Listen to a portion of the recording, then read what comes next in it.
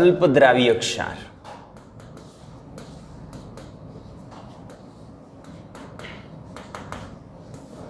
ચલો, આપણે જુદા જુદા પ્રકારના ક્ષારની અંદર છીએ. ક્ષારની આપણે ચર્ચા કરતા હતા. એમાં એવા પ્રકારના ક્ષાર જોવાના છે કે જે ક્ષાર અલ્પદ્રાવ્ય ક્ષાર હોય. તો નામ ઉપરથી ખબર પડી જાય આ એવા ક્ષાર છે કે જે ક્ષારની દ્રાવ્યતા ખૂબ ઓછી હશે. તો જે ક્ષારની દ્રાવ્યતા ઓછી હોય એને આપણે અલ્પદ્રાવ્ય ક્ષાર આપણે કહેતા હોઈએ છીએ. વાસ્તવમાં આપણે ક્ષારની વાત કરીએ તો આ જે ક્ષાર છે એ ક્ષારની અંદર દ્રાવ્યતાને અનુલક્ષીને આપણને બહુ મોટી રેન્જ જોવા મળતી હોય છે. દ્રાવ્યતાને અનુલક્ષીને બહુ મોટી રેન્જ જોવા મળે. કેટલાક એવા પ્રકારના ક્ષાર હોય કે જે ક્ષારમાં પાણી ન નાખો ને તોય ઓગળે. મોટાભાગના ક્ષારમાં પાણી નાખો તો ઓગળે, પણ કેટલાક ક્ષાર એવા હોય કે એમાં પાણી આપણે ઉમેરીએ નહીં ને તોય ઓગળે. કેવી રીતે? તો વાતાવરણમાંનો ભેજ હોય ને એ ભેજનું શોષણ કરી નાખે.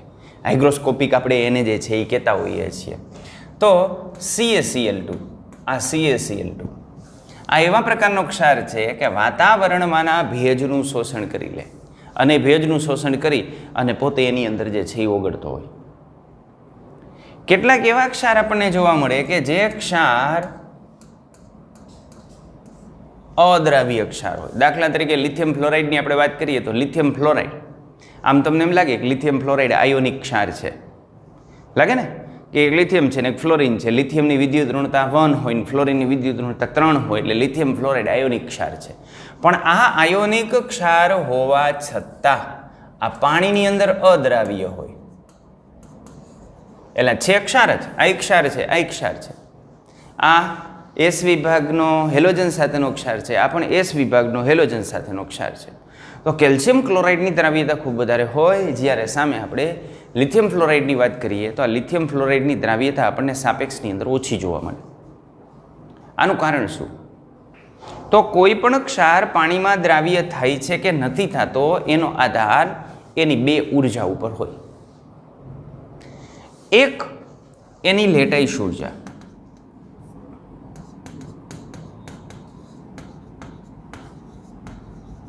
કે જેને આપણે લેટિસ એન્થાલ્પી તરીકે પણ ઓળખીએ છીએ, અને બીજું જલીકરણ ઉર્જા.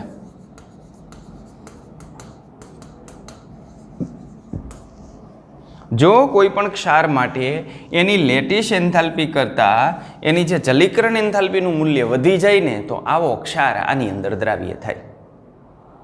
એટલે માનો કોઈ પણ સંયોજન છે, એ સંયોજનની અંદર આપણે પાણી ઉમેરીએ છીએ તો એ સંયોજનની અંદર પાણી ઉમેરવાથી એ સંયોજન પાણીમાં દ્રાવ્ય થશે કે નહીં થાય એનો આધાર આ બે ઉર્જા ઉપર હોય. એકને આપણે લેટિસ એન્થાલ્પી કહીએ છીએ, બીજાને આપણે હાઇડ્રેશન એન્થાલ્પી કહીએ છીએ, જલીકરણ એન્થાલ્પી કહીએ છીએ.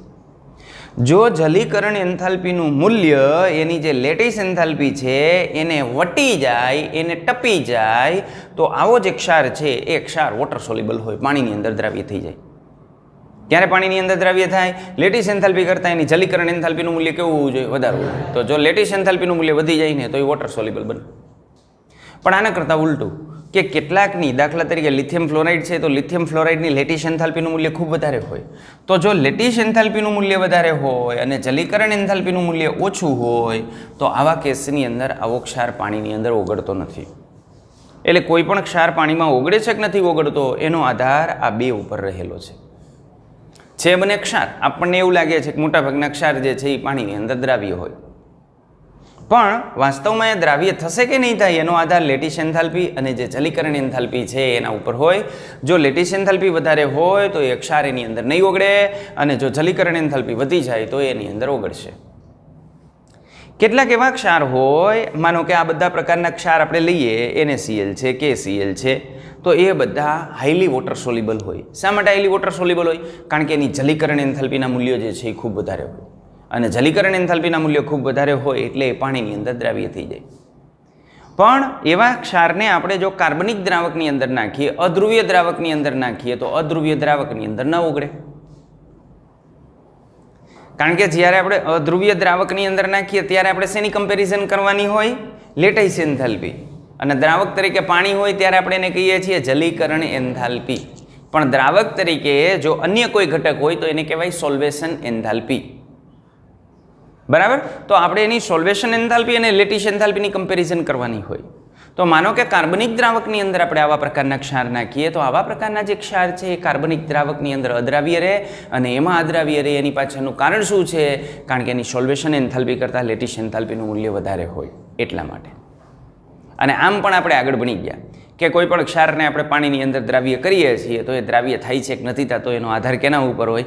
તો જે દ્રાવક છે ને એ દ્રાવકના ડાઇલેક્ટ્રિક અચળાંક ઉપર હોય. આપણે NaClની અંદર જોતા હતા કે આ જે NaCl છે એ NaClમાં Na પ્લસ હોય ને Cl માઇનસ હોય. આમના વચ્ચે કુલંબિક આકર્ષણ બળ લાગતું હોય, સ્થિર વિદ્યુત પ્રકારનું આકર્ષણ બળ લાગતું હોય. પણ જો આની અંદર આપણે પાણી નાખીએ તો એમના વચ્ચે લાગતા કુલંબિક આકર્ષણ બળની અંદર ઘટાડો થાય. કેટલો? 80માં ભાગ જેટલો ઘટાડો કરે. 80માં ભાગ જેટલો શા માટે? કારણ કે ખુદ પાણી છે એ પાણીના ડાઇલેક્ટ્રિક અચળાંક 80 છે, 80 છે. એટલે જે એના ડાઇલેક્ટ્રિક અચળાંક છે એટલામાં ભાગનો આમના વચ્ચે જે આકર્ષણ લાગતું હતું એમાં ઘટાડો થાય ને એમાં જો ઘટાડો થાય તો એ હવે એકબીજાથી દૂર થઈ અને પાણીની અંદર ઓગળી જાય. બરાબર? તો આવા ધ્રુવીય પદાર્થ છે એ સામાન્ય રીતે ધ્રુવીય દ્રાવકની અંદર ઓગળતા હોય અને અધ્રુવીય પદાર્થ હોય એ અધ્રુવીય દ્રાવકની અંદર ઓગળતા હોય. પણ આવા ધ્રુવીય પદાર્થને આપણે જો અધ્રુવીય દ્રાવકની અંદર નાખીએ તો એમાં એ ઓગળતા નથી ઓગળતા. એની પાછળનું કારણ છે એની સોલ્વેશન એન્થાલ્પી. ત્યાં આપણે જલીકરણ એન્થાલ્પી નહીં કહીએ.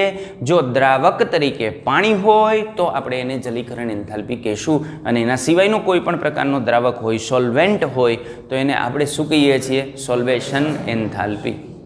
રેડી? તો મૂળ દ્રાવ્ય થાય કે ન થાય એનો આધાર આના ઉપર હોય. હવે આને આધારે આપણે જે છે એ આગળ વધીએ તો આ જુદા જુદા ક્ષારની દ્રાવ્યતાને આધારે આપણે આને 3 પ્રકારમાં વર્ગીકૃત કરી શકીએ. તો પહેલા આપણે વાત કરીએ દ્રાવ્યતાની. દ્રાવ્યતા એટલે શું? ચાલો મને એ કહો. દ્રાવ્યતા એટલે શું? તો આ જે દ્રાવ્યતા છે એ દ્રાવ્યતા એટલે સાંદ્રતા. દ્રાવ્યતા એટલે સાંદ્રતા. પણ કન્ડિશન એપ્લાઈડ. કેની અંદર સાંદ્રતા? સંતૃપ્ત દ્રાવણમાં.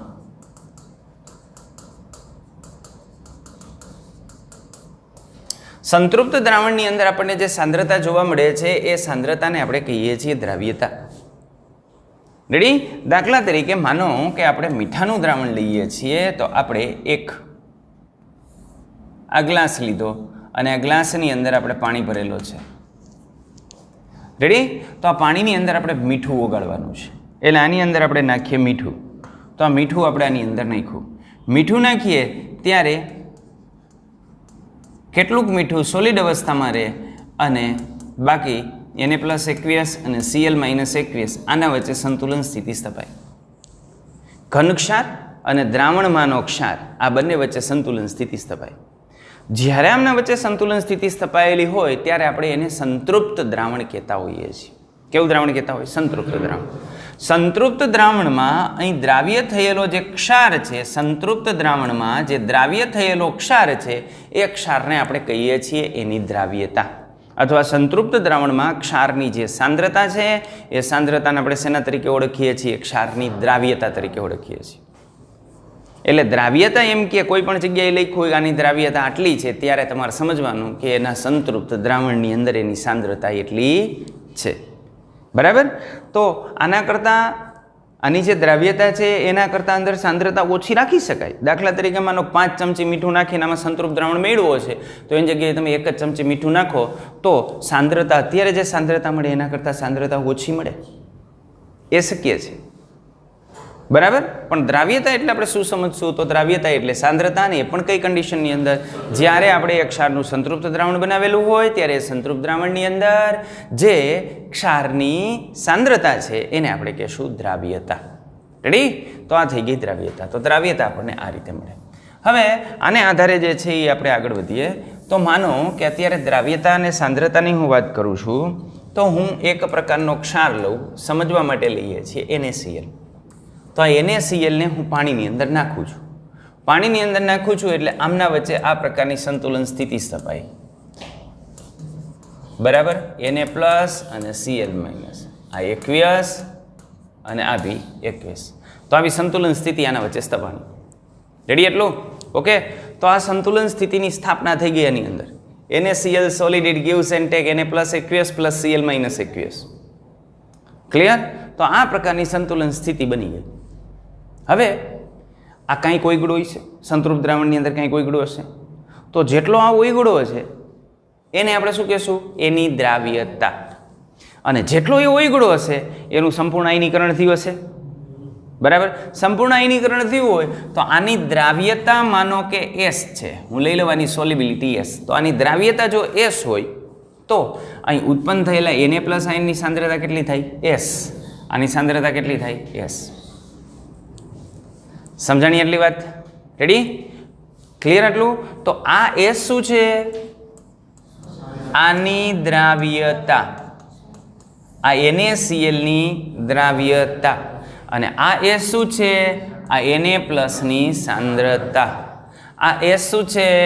તો આ Cl- ની સાંદ્રતા. તો ખબર પડી? આની દ્રાવ્યતા એટલે આ ઓયગડો, અને જેટલો ઓયગડો એટલા સામે આયન ઉત્પન્ન થયા.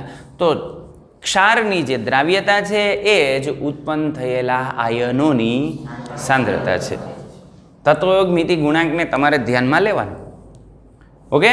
દાખલા તરીકે માનો કે આને હું કાઢી મૂકું અને આની જગ્યાએ આપણે જે છે એ આ વિચારી લઈએ કે આ જે લીધું એની જગ્યાએ હું બીજું એક ઉદાહરણ લઈ લઉં. આમ લઉં MgOH twice. રેડી? તો આની દ્રાવ્યતા S છે. દ્રાવ્યતા S એટલે ઓગળો કેટલો? S મોલ પ્રતિ લિટર. તો S મોલ પ્રતિ લિટર ઓગળી ગયો એટલે આની દ્રાવ્યતા છે. પણ એની દ્રાવ્યતા થઈ એટલે એમાંથી ઉત્પન્ન થયો Mg+2 and 2OH-. આમ ઉત્પન્ન થયો. રેડી? તો આની દ્રાવ્યતા કેટલી? S. એની દ્રાવ્યતા S. પણ સામે આ બે ઉત્પન્ન થયા એની સાંદ્રતા, આની સાંદ્રતા કેટલી? S. આની સાંદ્રતા કેટલી? 2S. કારણ કે આના કરતાંની સાંદ્રતા કેવી થાય? બમણી. તો જો આની સોલ્યુબિલિટી આપણે S લઈએ તો આની સાંદ્રતા S થાય અને આની સાંદ્રતા 2S થાય. કારણ કે આના કરતાં આ બમણા ઉત્પન્ન થાય. આ 1 મોલ ઉત્પન્ન થાય તો આ 2 મોલ ઉત્પન્ન થાય. તો આની મોલારિટી આપણને 1 મોલ પર લિટર મળે તો આની કેટલી મળે? 2 મળે. તો આની S મળે તો આની કેટલી મળે? 2S મળે. ખબર પડી એટલી? રેડી? ક્લિયર? ચાલો. કેટલાક પ્રકારના જે ક્ષાર છે એ ક્ષારની આપણે વાત કરીએ તો જુઓ. સૌ પ્રથમ આપણે વાત કરીએ, માનો કે એક પ્રકારનો ક્ષાર લઈ લઈએ કે જે સ્પેરિંગલી સોલ્યુબલ સોલ્ટ છે. તો આ AgCl. આવા જે અલ્પદ્રાવ્ય ક્ષાર હોય ને, અલ્પદ્રાવ્ય ક્ષાર, એની લાક્ષણિકતા શું હોય ખબર છે તમને? તો આ અલ્પદ્રાવ્ય જે ક્ષાર હોય ને એ વાસ્તવમાં એટલા બધા ઓછા પ્રમાણમાં ઓગળતા હોય કે આપણને એમ લાગે કે એ અદ્રાવ્ય છે. કારણ કે આપણે જે પ્રેક્ટિકલ કરતા હોય ને એ પ્રેક્ટિકલ કેવી રીતે કરતા હોય? તો ટેસ્ટ ટ્યુબની અંદર થોડુંક પાણી લેતા હોય, એની અંદર થોડોક ક્ષાર નાખતા હોય, પછી હલાવતા હોય, ઓગળે છે કે નથી ઓગળતો. તો એને આધારે આપણને એમ લાગે કે આ અદ્રાવ્ય છે, પણ વાસ્તવમાં એ અદ્રાવ્ય ન હોય, અલ્પદ્રાવ્ય ક્ષાર હોય. તો આવા જે સ્પેરિંગલી સોલ્યુબલ સોલ્ટ છે એની એક લાક્ષણિકતા હોય કે આ ખૂબ ઓછા પ્રમાણમાં ઓગળતા હોય, પણ છે પ્રબળ વિદ્યુત વિભાજ્ય. અને પ્રબળ વિદ્યુત વિભાજ્ય હોવાથી જેટલો ઓગળે ને એનું સંપૂર્ણ આયનીકરણ થાય. જેટલો ઓગળે ને એનું સંપૂર્ણ આયનીકરણ થાય. દાખલા તરીકે આપણે AgCl ની વાત કરીએ તો આ જે AgCl છે એ AgCl ને આપણે પાણીમાં નાખીએ તો આ AgCl સોલિડ અવસ્થાની અંદર, એને આપણે નાખીએ પાણીની અંદર, એટલે બને Ag + aqueous + Cl - aqueous. આમ બને. રેડી? પણ અલ્પદ્રાવ્ય ક્ષાર છે એટલે દ્રાવ્ય ક્ષાર અને જે અદ્રાવ્ય ક્ષાર છે એના વચ્ચે આ પ્રકારનું સંતુલન સ્થપાયેલું હોય. હવે આ જે સંતુલન સ્થિતિ છે એમાં જો આપણે આની દ્રાવ્યતા S ગણીએ તો આની સાંદ્રતા કેટલી થાય? S. અને આની સાંદ્રતા કેટલી થાય? S. રેડી? તો આને આધારે આપણે સંતુલન અચળાંક લખવું હોય તો આપણે લખી શકીએ KEQ = નિપજની સાંદ્રતા Ag+ ની સાંદ્રતા Cl - ની સાંદ્રતા ના છેદમાં AgCl ની સાંદ્રતા. પણ AgCl સોલિડ અવસ્થામાં છે, એની સાંદ્રતા તો અચળ હોય. જો એની સાંદ્રતા અચળ હોય તો આપણે આ બાજુ લઈ લઈએ, એટલે એને આપણે લઈ લઈશું અહીંયા KEQ × AgCl ની સાંદ્રતા. આના બરાબર નવો અચળાંક મૂકી દઈએ.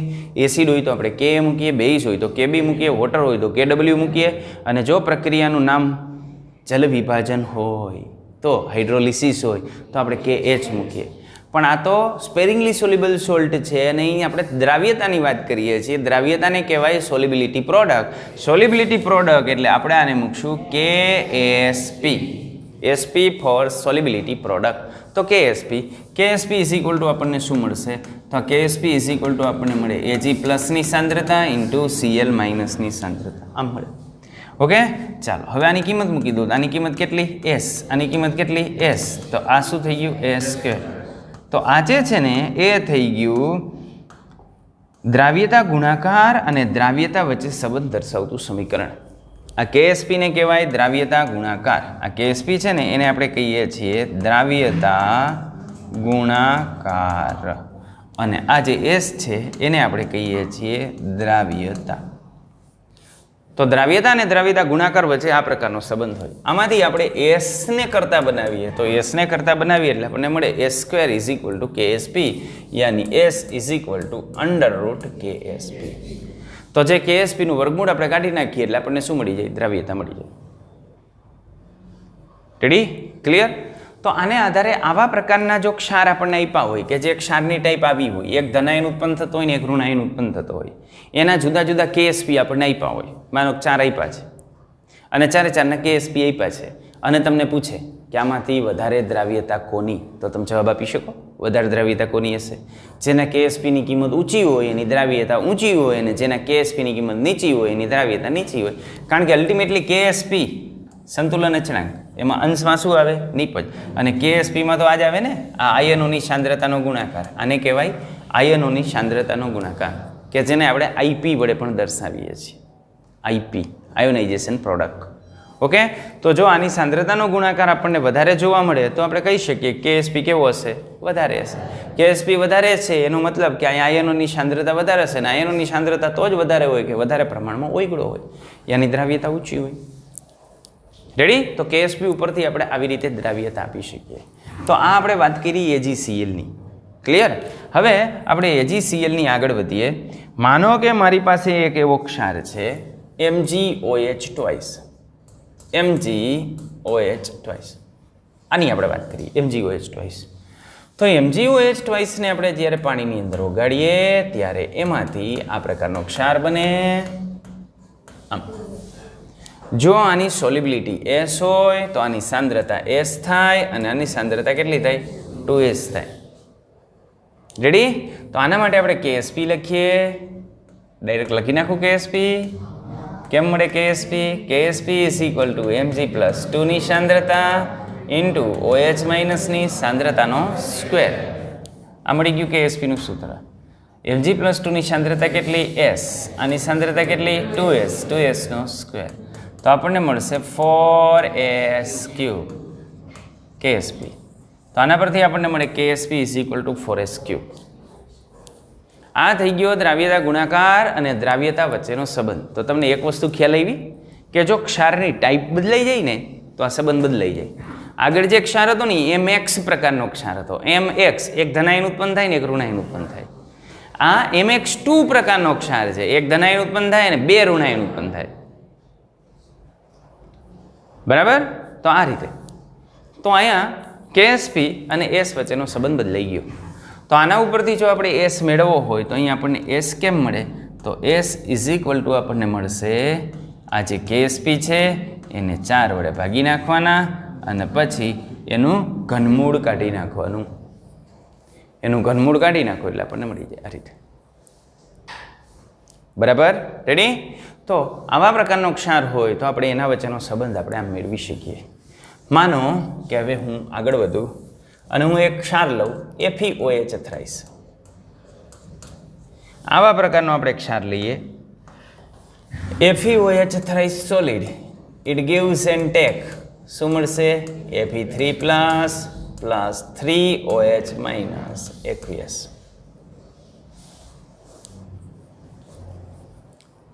રેડી? દ્રાવ્યતાની વાત કરીએ. આની સોલિબિલિટી S હોય તો આની સોલિબિલિટી S થાય, આની સોલિબિલિટી 3S થાય. તો આના ઉપરથી આપણે કેએસપી લખીએ તો આના બરાબર કેએસપી ઇઝ ઇક્વલ ટુ મળશે Fe પ્લસ 3ની સાંદ્રતા ઇન્ટુ OH માઇનસની સાંદ્રતાની 3 ઘાત. આમ મળ્યું. કિંમત આપણે મૂકી દઈએ તો આની કિંમત છે S, આની કિંમત છે 3S, 3Sનો ઘન. એટલે કેટલું થઈ ગયું?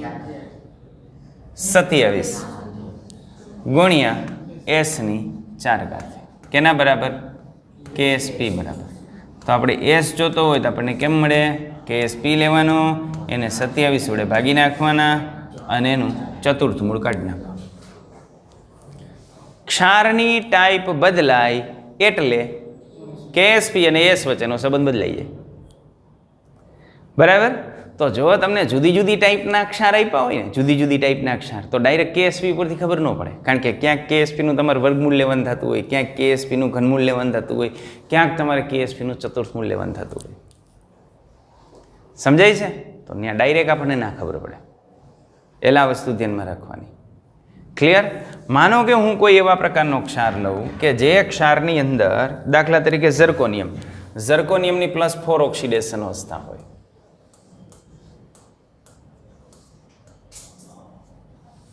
આવો ક્ષાર લીધો, ઝર્કોનિયમ ફોસ્ફેટ PO4 -3 અને ઝર્કોનિયમ +4 વાળો મેં લીધો. બરાબર. તો આપણને આ પ્રકારનું સંયોજન જોવા મળે. હવે આ પ્રકારનું સંયોજન જોવા મળે તો આનું આયનીકરણ કેમ થાય? 3 ઝર્કોનિયમ +4 ફોસ્ફેટ PO4 -3 +4. રાઈટ. આની દ્રાવ્યતા જો S હોય તો આની સાંદ્રતા 3S થાય અને આની સાંદ્રતા 4S થાય. ક્લિયર? હવે આના માટે આપણે KSP લેવા જઈએ તો આના માટે KSP ઇઝ ઇક્વલ ટુ ઝર્કોનિયમ +4 ની સાંદ્રતાની 3 ના છેદમાં ફોસ્ફેટ PO4 -3 ની સાંદ્રતાની 4. એક વસ્તુ ધ્યાનમાં રાખજો, આ બેનો ગુણાકાર કેટલો થયો? 12. આ બેનો ગુણાકાર કેટલો થયો? 12. એક +12 ને એક -12 એટલે વીજભારની દ્રષ્ટિએ તટસ્થ. કારણ કે આ વીજભારની દ્રષ્ટિએ તટસ્થ એટલે સામે તટસ્થ થવું જોઈએ ને, અને તટસ્થ કરવું હોય તો આ રીતે તટસ્થ થાય. ચલો, તો અહીંયા આપણે મૂકશું 3S નો ઘન, અહીંયા આપણે મૂકશું 4S ની 4. તો આને આધારે આપણે લખીએ તો આમ આવે 3 ની 3 ગુણ્યા 4 ની 4 ગુણ્યા S ની 3 + 4. રેડી? કેના બરાબર? KSP બરાબર. તો KSP બરાબર આપણને આમ મળે. ક્લિયર એટલું? ઓકે. ચાલો, તો હવે આ સમીકરણ તમને ખ્યાલ આવ્યું ને? હું આ ફોર્મેટમાં એટલા માટે લખું છું કે મારે થોડોક લોભ છે આ સમીકરણનો, એટલા માટે. ચાલો, તો અહીં KSP 3 ની 3 એટલે કેટલી થાય? 27. 4 ની 4 એટલે કેટલી થાય? 256. અને S ની કેટલી ઘાત થાય? 7. આ બેનો ગુણાકાર કેટલો થાય? 6912. S ની 7. તો આના પરથી આપણે S જોતો હોય તો કેમ મળે? KSP લેવાનો, એને 6912 વડે બટકાવવાના, પછી હાથમી છત્રી મૂકવાની, સપ્તમૂળ લેવાનું. રેડી? ઓકે. આ રીતે મળે. સપ્તમૂળ કેમ મળે? લોગનો ઉપયોગ કરીને, બાકી ન મળે. બરાબર? લોગનો ઉપયોગ કરો એટલે સપ્તમૂળ આપણને મળી જાય. કારણ કે આ સપ્તમૂળમાં તમે બે બાજુ લોગ લઈ લો, આ બાજુ લોગ થઈ જાય, આ બાજુ લોગ થઈ જાય.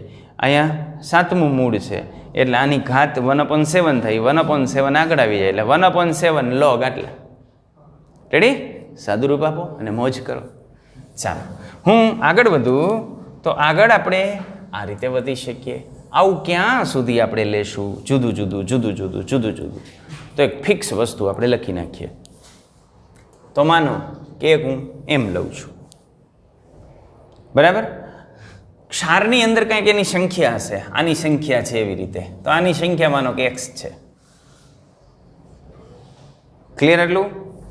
અને બીજો હું લઉં n, તો n ની કંઈક સંખ્યા હશે, આ n ની સંખ્યા y. તો આની સંખ્યા છે ને આની સંખ્યા છે. આમાં x બરાબર કેટલા છે? 3 અને y બરાબર કેટલા છે? 4. આનો કંઈક વીજભાર હશે. આગળવાળો છે એટલે એનો +p વીજભાર લઉં, આ પાછળવાળો છે એટલે એનો -q વીજભાર લઉં. કારણ કે ક્ષારના રૂલ્સની અંદર એવું છે કે ધનાયનને આગળ લખવો અને ઋણાયનને પાછળ લખવો. અને અહીંયા તમને આ ખબર છે ને, આ બેનો ગુણાકાર ને આ બેનો ગુણાકાર, એનું મૂલ્ય કેવું થાય? સરખું. જો શું કીધું હતું આપણે? કે આ બેનો ગુણાકાર, આ બેનો ગુણાકાર, આ 3, આ બેનો ગુણાકાર, આ 3 અને 4, આનો ગુણાકાર કેટલો થાય? 12. આ 3 અને 4 એનો ગુણાકાર કેટલો થાય? 12. સરખો થાય. તો અહીંયા p અને x નો ગુણાકાર કરો અને y અને q નો ગુણાકાર કરો તો કેવો થાય? સરખો થાય. રેડી?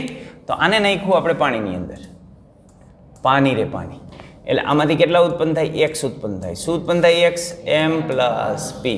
અને આમાંથી કેટલા ઉત્પન્ન થાય? y ઉત્પન્ન થાય. શું ઉત્પન્ન થાય? n minus q.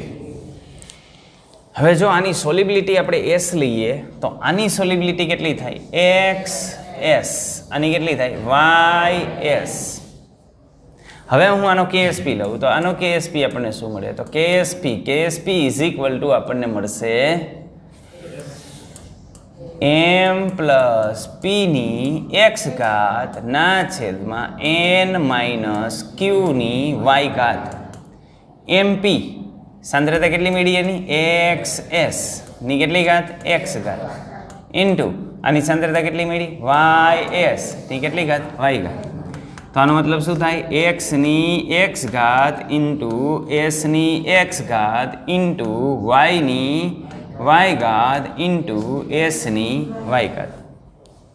તો આધાર સરખા હોય હતા, બે એસ એસ જ છે, તો એને બાજુ બાજુમાં લઈને આને આ બાજુ કાઢી મૂકીએ. હાલો આવતા રહ્યો તમે બે આ બાજુ નડો માન્યા, એટલે x ની x અને y ની y ગુણાકારમાં આ s.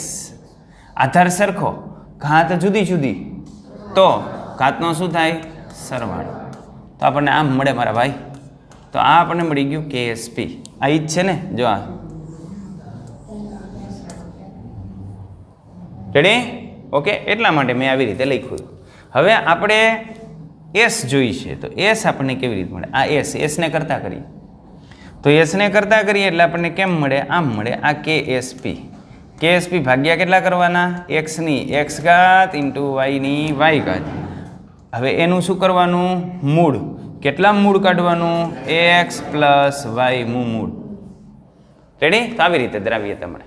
તો આ દ્રાવ્યતા અને દ્રાવ્યતા ગુણાકાર વચ્ચેનો સંબંધ આમ મળે. સમજાણી વાત? કેમ મળે? આમ મળે. બરાબર ને ભાઈ? ખબર પડી ને? જાગો જ છો ને? સુઈ નથી ગયા ને? Okay, good. તો દ્રાવ્યતા અને દ્રાવ્યતા ગુણાકાર વચ્ચેનો સંબંધ આપણે આમ મેળવી શકીએ. કોઈ પણ પ્રકારનો ક્ષાર હોય, એક વસ્તુ આપણે ધ્યાનમાં રાખશું, દ્રાવ્યતા અને દ્રાવ્યતા ગુણાકાર આમના વચ્ચેનો જે સંબંધ છે એ સંબંધનો આધાર ક્ષારની ટાઈપ ઉપર હોય. ક્ષાર બદલાય તો આ બદલાય. દ્રાવ્યતા ગુણાકાર જેમ ઊંચો એમ ક્ષારની દ્રાવ્યતા વધુ. જેમ દ્રાવ્યતા ગુણાકારનું મૂલ્ય આપણને વધારે મળે એમ એની દ્રાવ્યતા આપણને કેવી જોવા મળે? વધારે જોવા મળે. અને આ બધા ક્ષાર જે આપણે લઈએ છીએ ને એની વોટર સોલ્યુબિલિટી એટલી બધી ઓછી હોય કે તમે ટેસ્ટ ટ્યુબના લેવલ ઉપર તમે પ્રેક્ટિકલ કરો ને તો તમને એમ લાગે અદ્રાવ્ય ક્ષાર. આખો મોટો એવો ડેમ ભર્યો હોય એની અંદર તમે 1 ચમચી કેલ્શિયમ ફ્લોરાઇડ જેવા ક્ષાર નાખ્યા હોય ને ત્યાં એનું સંતૃપ્ત દ્રાવણ બની જાય. 1 ચમચી આખો મોટો ડેમ ભર્યો હોય એમાં. સમજાય છે? એની દ્રાવ્યતા એટલી બધી ઓછી હોય. હવે તમે પ્રેક્ટિકલ ટેસ્ટ ટ્યુબમાં કરો તમને શું થાય? અદ્રાવ્ય છે. નો હોય ગળો સર, આમાં નીચે રહી ગયું જો, અને દ્રાવ્ય કેમ કહેવાય? સમજાય છે વાત? તો આપણે નાના સ્કેલ ઉપર જ્યારે પ્રેક્ટિકલી જોતા હોય ને ત્યારે આપણને અદ્રાવ્યની અંદર લાગતા હોય, બાકીમાં બધા જ ક્ષારો જે છે વધતા ઓછા પ્રમાણમાં સોલ્યુબલ થતા હોય. જેની દ્રાવ્યતા ઓછી હોય ને, ખૂબ ઓછી હોય એવા જે ક્ષાર છે એ ક્ષારની દ્રાવ્યતા આપણે નાના સ્કેલ ઉપર નક્કી નથી કરી શકતા. તમે ટેસ્ટ ટ્યુબમાં પ્રેક્ટિકલ કરો તને એમ જ થાય કે આપણે 2 દાણા નહીં ખાતા તો 2 દાણા એમને મેમ છે એટલે ઓઈગળા નહીં, પણ થોડાક ઉપરની સપાટી ઉપર થોડાક નાના થયા હોય એ આપણે જોઈ ન શકતા હોય કારણ કે વોટર ઇમેજ આવતી હોય. બરાબર? રેડી? તો આ રીતે આપણને આની અંદર જોવા મળે. ચાલો આટલું ટેકવી નાખો. તો આને આધારે આપણે જે ક્ષાર છે એ ક્ષારનું વર્ગીકરણ કુલ 3 પ્રકારની અંદર આપણે કરી શકીએ. એમાંના પહેલા પ્રકારની આપણે વાત કરી કે જે દ્રાવ્ય ક્ષાર આપણે કહીએ છીએ. તો દ્રાવ્ય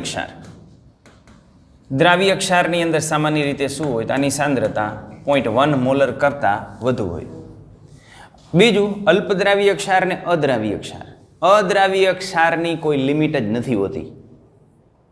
ખ્યાલ છે ને? આપણે નાના સ્કેલ ઉપર હમણાં વાત કરી કે કોઈ પણ પ્રકારનો ક્ષાર હોય અને નાના સ્કેલ ઉપર તમે લ્યો ને તો તમને અદ્રાવ્ય જ લાગે. એટલે આપણે એને અલ્પદ્રાવ્યની અંદર લઈ જઈએ તો અલ્પદ્રાવ્ય અને ઓછું દ્રાવ્ય. ઓછું દ્રાવ્ય ક્ષાર આપણે કોને કહેશું? તો 0.1 થી 0.01 મોલરની વચ્ચે જેની દ્રાવ્યતા હોય ને એને ઓછો દ્રાવ્ય ક્ષાર કહેશું. અને અલ્પ દ્રાવ્ય સ્પેરિંગલી સોલ્યુબલ સોલ્ટની અંદર 0.01 મોલર કરતાં દ્રાવ્યતા કેવી હોય? ઓછી હોય. બરાબર. આની અંદર એવા ક્ષાર આવે કે જે ક્ષાર આપણને નાના સ્કેલ ઉપર અદ્રાવ્ય લાગતા હોય પણ તેમ છતાં એની દ્રાવ્યતા ખૂબ ઓછી હોવાથી આપણે એને સ્પેરિંગલી સોલ્યુબલ સોલ્ટની અંદર મૂકતા હોઈએ છીએ. ઓકે, ચાલો હવે આવા જે અલ્પદ્રાવ્ય ક્ષાર છે એ અલ્પદ્રાવ્ય ક્ષારની દ્રાવ્યતા આપણે નક્કી કરીએ કે આ અલ્પદ્રાવ્ય ક્ષારની દ્રાવ્યતા આપણે કેવી રીતે નક્કી કરી શકીએ. તો દાખલા તરીકે હું લઉં છું AgCl. તો આ AgCl છે એ AgCl નો KSP આપણને ખ્યાલ છે કે AgCl નો KSP આપણને આપેલો છે 1.8 × 10⁻10. તો AgCl ની દ્રાવ્યતા ગણો. આ AgCl નો KSP છે. આ AgCl નો KSP આપણને આપી દીધો 1.8 × 10⁻10 અને આપણને કીધું છે કે AgCl ની દ્રાવ્યતા ગણો. તો આપણે AgCl ની દ્રાવ્યતા ગણવી છે. તો સૌ પ્રથમ આપણે લખશું કે AgCl અલ્પદ્રાવ્ય ક્ષાર હોવાથી તેમાં નીચે પ્રમાણે સંતુલન સ્થિતિ તપાસશે અને આ નીચે પ્રમાણે જે સંતુલન સ્થિતિ તપાઈ છે એને આપણે આ રીતે લખી શકીએ Ag+ અને Cl-. આની S આની S. તો આના માટે આપણે લખી શકીએ કે AgCl માટે KSP = Ag+ ની સાંદ્રતા × Cl- ની સાંદ્રતા. હવે આ Ag+ અને Cl- ની સાંદ્રતાનો જે ગુણાકાર આપણને જોવા મળે છે ને એ ગુણાકાર આપણે ક્યારે લઈએ છીએ? સંતુલન સ્થિતિએ. તો સંતુલન સ્થિતિ આપણને આ જે ગુણાકાર મળે છે એ ગુણાકારને આપણે દર્શાવીએ છીએ KSP વડે. પણ જો સંતુલન સ્થિતિ ન હોય અને તમે આ બેની સાંદ્રતાનો ગુણાકાર કરો તો એની સાંદ્રતાનો ગુણાકાર તમને જે મળશે એને આપણે દર્શાવશું QSP વડે અથવા IP વડે. IP વડે દર્શાવો તો એને કહેવાય આયોનિક પ્રોડક્ટ અને QSP વડે દર્શાવો તો એને કહેવાય ભાગફળ. રેડી? આગળ જે જોવા મળતું હતું એ જ આપણને આમાં જોવા મળે કે જો આ પરિસ્થિતિની અંદર KSP છે એ KSP કરતાં IP ઓછો હોય, KSP જેટલો IP હોય અને KSP કરતાં IP ની કિંમત વધી ગઈ હોય. IP બરાબર શું? QSP પણ આપણે મૂકી શકીએ. IP એટલે શું? Ionic product. એટલે કોઈ પણ અલ્પદ્રાવ્ય ક્ષારની અંદર ઉત્પન્ન થયેલા જે આયનોની સાંદ્રતાનો જે ગુણાકાર છે એ સાંદ્રતાના ગુણાકારને આપણે આયોનિક ગુણાકાર કહેશું, એને IP વડે દર્શાવીએ છીએ. તો જો આવો કેસ હોય કે જેની અંદર IP વધી ગયો છે અને KSP એના કરતાં નાનો છે તો આ કેસની અંદર આયનોની સાંદ્રતાનો ગુણાકાર સંતુલન અચળાંક જે હોવો જોઈએ ને એના કરતાં વધારે છે. એટલે ક્ષાર પાછો ઘન અવસ્થાની અંદર આવશે અને જો આ પ્રક્રિયા પાછી આ અવસ્થામાં આવે તો ક્ષાર આપણને ઘન અવસ્થામાં પાછો મળે કે જેને કહેવાય અવક્ષેપન. તો આવા કેસની અંદર અવક્ષેપન થાય. અવક્ષેપન થાય એટલે આ પ્રક્રિયા પાછી વળે એટલે આ બંનેની સાંદ્રતા ધીમે ધીમે ઘટે અને ઘટે એટલે એનો ગુણાકાર ઘટે. એક સમય એવો આવે કે એનો ગુણાકાર કેટલો થઈ જાય? KSP = IP જેટલો થઈ જાય. તો ને આ સંતુલન સ્થિતિની અંદર હોય સંતૃપ્ત દ્રાવણ હોય. પણ જો IP ની કિંમત નાની હોય તો આપણે કહી શકીએ કે આ જે દ્રાવણ છે એ અસંતૃપ્ત દ્રાવણ છે. આની અંદર સંતુલન સ્થિતિ સ્થપાશે નહીં. એટલે હજુ વધારાનો ક્ષાર તમારે નાખવો હોય તો આની અંદર ઓગળે. રેડી? તો એને આપણે IP અથવા QSP વડે દર્શાવશું. તો એક IP છે અને એક QSP છે. ક્લિયર આટલું? હવે આપણે આની અંદર આવી જઈએ. આની અંદર આપણે કિંમત મૂકીએ. તો ચલો S એટલે આપણને શું મળશે? S². આપણે શું જોઈએ છે? દ્રાવ્યતા. Therefore S = √KSP यानी √1.8 × 10⁻10 यानी 10⁻5 मोल पर लीटर 1.3416 મોલર. આ મળી ગઈ દ્રાવ્યતા. પણ આ દ્રાવ્યતા શેમાં મળી? મોલરમાં. મોલર એટલે શું? મોલર એટલે શું? તો મોલર એટલે મોલ પ્રતિ લિટર. તો મોલર એટલે મોલ પ્રતિ લિટર. માનો હું તમને આની દ્રાવ્યતા જે છે ગ્રામ પ્રતિ લિટરમાં મેળવવાનું કહું તો આવડે? તો આ છે મોલ પ્રતિ લિટર. મોલ પ્રતિ લિટર. મોલ બરાબર શું? તો મોલ બરાબર વજન ના છેદમાં અણુભાર ગુણ્યા લિટર. તો અહીંયા છેદમાં હતા જ. રેડી? ઓકે. તો આ બેને આપણે ભેગા કરીએ એટલે વજન શેમાં આવે? ગ્રામમાં. તો આ થઈ ગયું ગ્રામ પ્રતિ લિટર ભાગ્યા અણુભાર. તો આના પરથી જો તમારે જવાબ ગ્રામ પ્રતિ લીટરમાં જોતો હોય તો તમારે જે મોલ પ્રતિ લીટર છે એને શું કરવું પડે? અણુભાર વડે ગુણી નાખવાનું. આ તમને મોલર મળ્યો. મોલર એટલે મોલ પ્રતિ લીટર. જો એને તમે અણુભાર વડે ગુણી નાખો, જવાબ તમને શેમાં મળી જાય? ગ્રામ પ્રતિ લીટર. તો જો આની દ્રાવ્યતા ગ્રામ પ્રતિ લીટરમાં મેળવવાની કીધી હોય તો કેમ મળે? આનો મોલેક્યુલર વેઇટ Ag નો 108 અને Cl નો 35.5. બરાબર, 108 અને 35.5 એટલે 143.5 થાય. તો એના વડે તમે ગુણી નાખો એટલે જવાબ તમને શેમાં મળી જાય? ગ્રામ પ્રતિ લીટરની અંદર. બરાબર. હવે તમને ક્યાંક એવું પૂછી નાખે તો 500 ml દ્રાવણમાં વધુમાં વધુ કેટલો AgCl ઓગળશે? ખબર પડે? 500 ml દ્રાવણમાં વધુમાં વધુ કેટલો ઓગળશે? તો 1 લીટરમાં આટલા ગ્રામ. આ ગ્રામ પ્રતિ લીટર એટલે 1 લીટરમાં આટલા ગ્રામ. તો અડધા લીટરમાં કેટલા? ત્રિરાશિ મૂકી દે. બરાબર, રેડી? એટલે ત્રિરાશિ મૂકીને મેળવી શકો. ઓકે, આટલી વસ્તુ. તો આ રીતે ગ્રામ પ્રતિ લીટર આપણને મળે. બરાબર. હવે આ જે AgCl છે એ AgCl ની દ્રાવ્યતા કેટલી મળી? આ કેમ આમ થઈ ગયું? ચાલો, AgCl ની દ્રાવ્યતા કેટલી મળી? યસ, ઓલું કાઢ્યું એમાં નીકળી ગયું છે. તો અહીંયા આની દ્રવ્યતા મળી. હવે આ જ પ્રશ્ન હું તમને આમ પૂછી નાખું. પ્રશ્ન પૂછવામાં ક્યાં દુકાળ છે? AgCl ની જલ દ્રાવ્યતા કેટલી? જલ દ્રાવ્યતા 1.3416 × 10⁻⁵ મોલર હોય તો આટલી એની જલ દ્રાવ્યતા છે. બરાબર, રેડી? તો આ એની જલ દ્રાવ્યતા છે. તો એનો KSP મેળવો. એટલે પેલો દાખલો તો એનું શીર્ષાસન થઈ ગયું. ક્લિયર? એટલું. તો આ રીતે આપણે એનું શીર્ષાસન કરાવી શકીએ. બીજું પ્રશ્ન આને આધારે આપણે પૂછી શકીએ કે આ AgCl નો KSP આપણને આટલો છે. તો આમાં AgCl ની કંઈક દ્રાવ્યતા તો આપણને મળતી જશે. હે? હવે દ્રાવ્યતા જે મળે છે એની અંદર માનો કે હું 0.01 આના 1 લીટર દ્રાવણમાં 0.01 મોલ NaCl ઉમેરી દઉં તો આની દ્રાવ્યતામાં શું અસર થાય? જોજો, સમજો. આની જલ દ્રાવ્યતા આટલા મોલર હોય તો તેના 1 લીટર દ્રાવણમાં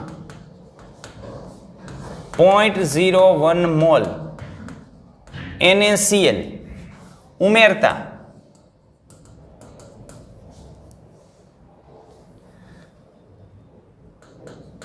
તેની દ્રાવ્યતા મેળવો. એટલે શું કર્યું ભાઈ? આપણે મીઠું ઉમેર્યું. જો આમ કર્યું આપણે. આ AgCl હતો. AgCl ની અંદર દ્રાવ્યતા આપણને આમ મળી હતી, Ag+Cl-. આની દ્રાવ્યતા છે As, આ As, આ As આમ મળી. અહીં S ની કિંમત કેટલી છે? આટલી. રેડી? ઓકે. તો પહેલા આપણે KSP ની કિંમત મેળવી લેવી પડે.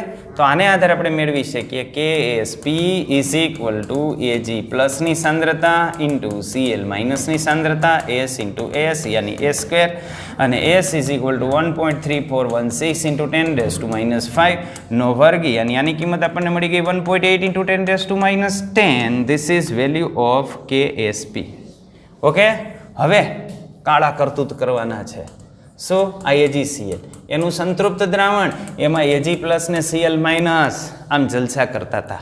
આમાં AgCl ની સાંદ્રતા કેટલી હતી? આની દ્રાવ્યતા કેટલી હતી? 1.3416 × 10⁻⁵. આ એની દ્રાવ્યતા હતી. આની અંદર ઉમેરો આપણે AgCl. શું ઉમેરો? અરે સોરી, NaCl. NaCl તો બમબમાટ કરતો બધોય ઓગળી જાય. આટલો મોલ ઓગાડ્યો 1 લીટરમાં એટલે એની સાંદ્રતા કેટલી થઈ જાય? 0.01 મોલર થઈ જાય. તો આ કેટલો હોય? 0.01 મોલર હોય. આ 0.01 મોલર હોય તો સમાન આયન હશે. Cl- આયનની સાંદ્રતા = 0.01 મોલર, 0.01 મોલર પ્લસ આની હું x લઈ લઉં તો એની કેટલી આવે? x = approx 0.01 molar. હવે KSP નું મૂલ્ય તો અચળ રહે ને, કારણ કે સાંદ્રતાથી એ સ્વતંત્ર હોય. એટલે Ag+ ની સાંદ્રતા × Cl- ની સાંદ્રતા, ધીસ ઇઝ 1.8 × 10⁻10 એન્ડ Ag+ ની સાંદ્રતા આપણને કેટલી મળી? x. બરાબર, અને Cl માઇનસની કેટલી 0.01. સો x is equal two 1.8 into 10⁻⁻10 અને છેદમાં કેટલા 10⁻². તો x is equal two 1.8 into 10⁻⁸. તો જુઓ પહેલાં દ્રાવ્યતા હતી 10⁻5 જેટલી. કેટલી હતી દ્રાવ્યતા? આટલી. પણ જો NaCl તમે આની અંદર આટલો ઓગાળો ને તો દ્રાવ્યતા ઘટીને -8 રેન્જની અંદર આવી ગઈ. તો આના પરથી કહી શકીએ કે સમાન આયન અસરને લઈને અલ્પદ્રાવ્ય ક્ષારની દ્રાવ્યતામાં ઘટાડો થાય. રેડી? ઓકે, અહીં રાખીએ, લખી નાખો.